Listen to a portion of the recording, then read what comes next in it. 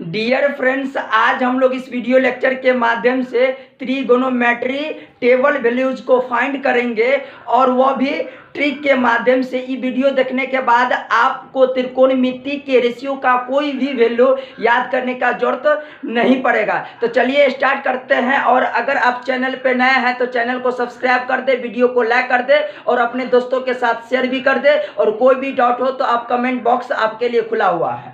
तो चलिए, त्रिकोणमिति का जो रेशियो है वो आपको पता है कि 6 होता है। Sine theta, cos theta, tan theta, cot theta, sec theta और कोसेक थीटा। तो इसमें आपको 0 डिग्री से लेकर 90 डिग्री का वैल्यू फाइंड करना है। तो इसके लिए आपको थोड़ा सा साइन थीटा का वैल्यू समझना होगा। तो समझिए इस तरह से, साइन 0 डिग्री का वैल्यू 0 होता है, क्योंकि साइन 0 है तो 0 हो जाएगा। सबसे जो स्टार्टिंग होता है वो 0 से स्टार्टिंग होता है। उसके बाद साइन 30 डिग्री का वैल्यू 1/2 हो जाएगा। मतलब ये कि 0 के बाद आधा लेंगे। उसके बाद साइन 45 डिग्री का मान 1/√2 हो जाएगा और साइन 60 डिग्री का मान √3/2 हो जाएगा। बस आप थोड़ा सा माइंड को कंसस करके देखिएगा। तो साइन 0 डिग्री 0 हो गया। उसके बाद 30 डिग्री 1/2 हो गया। उसके बाद 45 डिग्री में रूट चढ़ा देंगे तो 1/√2 हो जाएगा। उसके बाद साइन 60 डिग्री में √3 कर देंगे ऊपर, अपॉन में 2 हो जाएगा। तो साइन 60 डिग्री का वैल्यू हो जाता है √3/2 और साइन 90 डिग्री का वैल्यू हो जाता है 1। अब क्या करेंगे कि कॉस थीटा का वैल्यू जो होता है वह 90 डिग्री 0 डिग्री के बराबर होता है साइन, और साइन 30 डिग्री का वैल्यू कॉस 60 डिग्री के बराबर होता है, और साइन 45 डिग्री का वैल्यू कॉस 45 डिग्री के वैल्यू के बराबर होगा। ठीक इसी तरह से सब का हो जाएगा। और तो यहाँ पे देखिए, कॉस थीटा कॉस 0 डिग्री का अगर वैल्यू फाइंड करना होगा तो इसके लिए हमको साइन 90 डिग्री का वैल्यू देखना होगा। तो साइन 90 डिग्री 1 है। इस तरह से हम लिखते आ चलेंगे और वैल्यू मिलते आएगा। तो कॉस 30 डिग्री √3/2 हो जाएगा। उसके बाद कॉस 45 डिग्री 1/√2 हो जाएगा। उसके बाद कॉस 60 डिग्री हो जाएगा 1/2 और cos 90 डिग्री हो जाएगा 0, क्योंकि साइन 0 डिग्री 0 है, इसीलिए cos 90 डिग्री 0 हो जाएगा। मतलब ये कि इस तरह से जाएंगे और इस तरह से आएंगे। उसके बाद आप लोग को पता है कि अगर टेन थीटा को साइन और cos के टर्म में व्यक्त करें तो साइन थीटा अपॉन में cos थीटा हो जाता है। तो साइन थीटा का वैल्यू देखिए 0 है, तो 0 में 1 से भाग देंगे तो आप सब जानते हैं कि यहाँ पे हो जाएगा 0 हो जाएगा, क्योंकि 0 में किसी भी संख्या से भाग देते हैं तो वो 0 ही हो जाता है। उसके बाद 1/2 में इतना से भाग देंगे तो देखिए 1/2 में भाग देंगे तो ये 2 और 2 कैंसिल हो गया।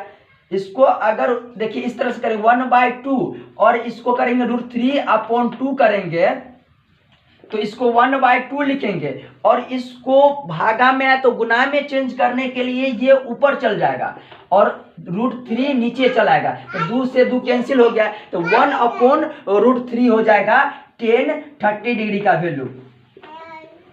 और यहाँ पे 45 डिग्री का वैल्यू के लिए देखिए आपको करना क्या होगा, 1/√2 को 1/√2 से कैंसिल करना होगा। तो यहाँ पे क्या हो जाएगा 1 हो जाएगा, काटेंगे तो 1 हो जाएगा। उसके बाद 60 डिग्री के लिए आपको √3/2 और 1/2 को भाग देना होगा। तो ये 2 से 2 कैंसिल हो जाएगा तो √3/1, तो √3 में 1 से भाग देंगे तो √3 हो जाएगा। नेक्स्ट है 90 डिग्री का वैल्यू। तो यहाँ पे देखिए 1 में अगर 0 से भाग देंगे, आप याद रखिएगा हमेशा के लिए, अगर किसी भी प्राकृत संख्या में अर्थात नेचुरल नंबर में 0 से डिवाइड करते हैं तो इनफाइनाइट हो जाता है और इसी को हिंदी में अपरिभाषित बोलते हैं। तो अब क्या कर सकते हैं, टेन थीटा का उल्टा करके वैल्यू लिखेंगे तो कॉट थीटा के बराबर आ जाएगा। टेन 90 डिग्री कॉट 0 डिग्री के बराबर हो जाएगा, तो ये भी अपरिभाषित हो जाएगा। उसके बाद टेन 60 डिग्री का वैल्यू कॉट 30 डिग्री के वैल्यू के बराबर हो जाएगा, तो कॉट 30 डिग्री √3 हो जाएगा। अब ये एक हो जाएगा, मतलब कॉट 60 डिग्री और टेन 45 डिग्री बराबर होता है 1 होता है, क्योंकि इधर से भी जाने में 3 खाना है, तीसरा में आ जाता है, और इधर से भी आने में तीसरा खाना में आ जाता है। उसके बाद कॉट 60 डिग्री का वैल्यू हो जाएगा आपका 1/√3। अब कॉट 90 डिग्री का वैल्यू हो जाएगा 0। अब आपको पता होगा कि सेक थीटा को हम लिख सकते हैं 1/cos थीटा। तो देखिए 1 में देंगे cos थीटा के 0 डिग्री वाला से भाग देंगे, तो यहाँ पे 1 से देंगे तो 1 हो जाएगा, तो यहाँ पे 1 दे देंगे। अब यहाँ पे 1 से यहाँ पे देखिए 1 में भाग देंगे cos 30 डिग्री से, तो cos 30 डिग्री हो जाएगा √3/2।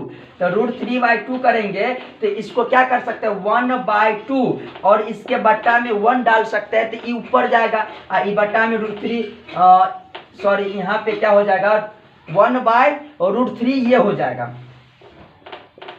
उसके बाद ये ऊपर में चल जाएगा, तो 2/√3 हो जाएगा, तो यहाँ पे हो जाएगा 2/√3।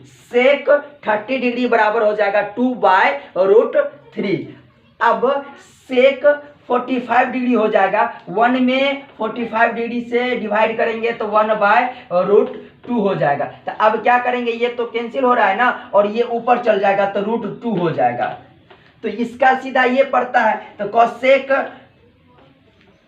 45 डिग्री भी आपका √2 हो जाएगा। उसके बाद सेक 60 डिग्री का वैल्यू फाइंड करने के लिए 1 देंगे, और कॉस 60 डिग्री का वैल्यू देखिए 1/2 है, तो इसके लिए ई कैंसिल हो जाएगा, तो यहाँ पे 2 हो जाएगा यहाँ पे। उसके बाद सेक 90 डिग्री का वैल्यू ज्ञात करने के लिए 1 में कितना से भाग दे देंगे, कॉस 90 डिग्री के वैल्यू 1 है, तो यहाँ पे अभी जस्ट बताया है कि अगर किसी भी प्राकृत संख्या में 0 से भाग देते हैं तो अपरिभाषित हो जाता है, इनफाइनाइट हो जाता है।